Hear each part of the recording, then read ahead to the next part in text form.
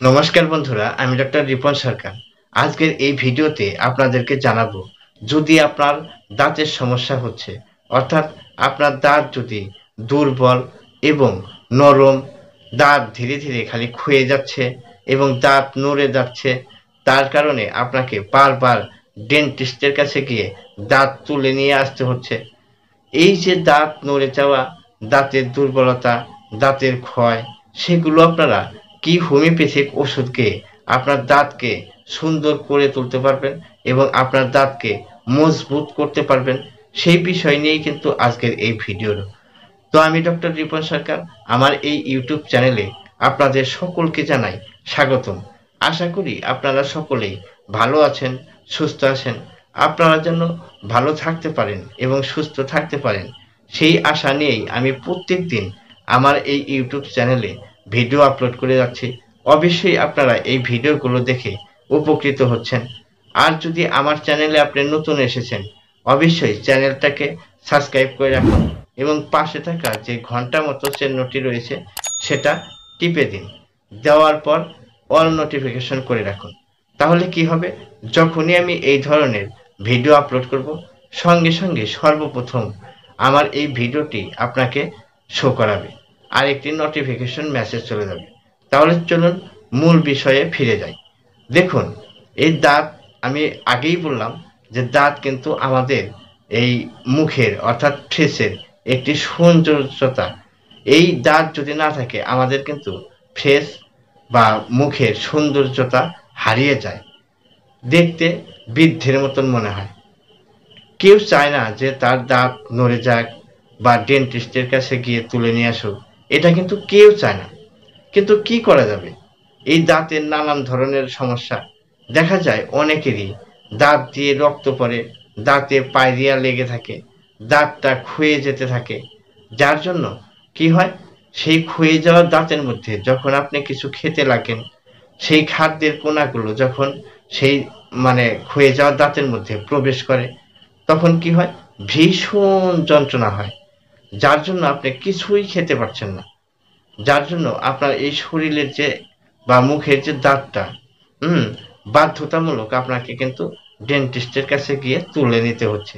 যদি আজকের এই ভিডিওতে আমি দুটি ওষুধ নিয়ে আলোচনা করব, আর একটি পাউডার লাগানোর জন্য, ব্যবহারের জন্য দাঁতের মাজন, যদি এটা করতে পারেন, তাহলে দেখবেন আপনার দাঁতকে করে তুলবে শক্তিশালী এবং মজবুত, এবং সৌন্দর্যতাও দাঁতের বৃদ্ধি পাবে।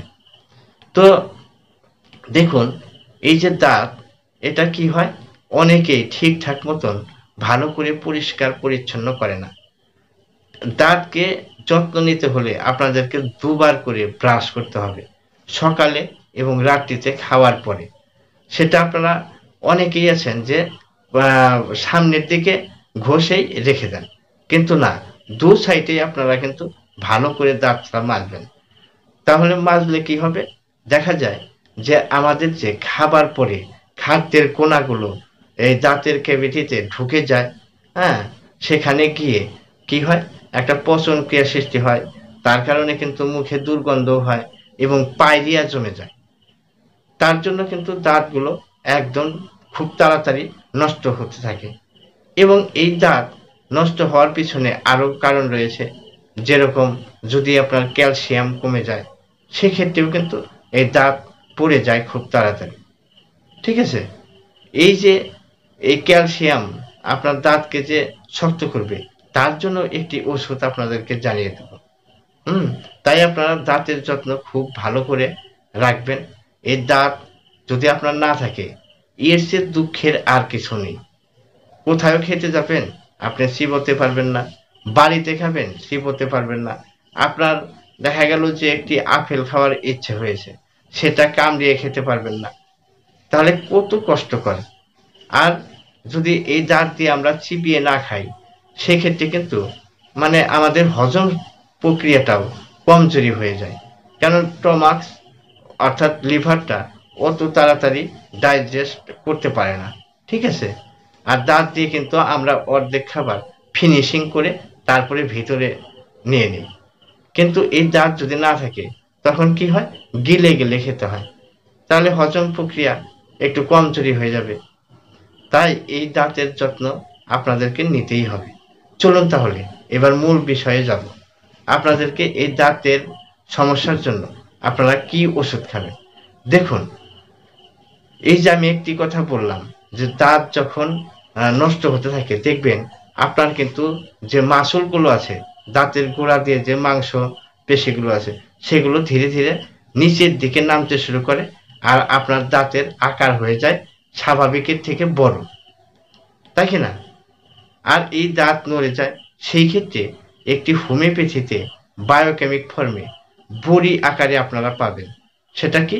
Calcarea floor 6X।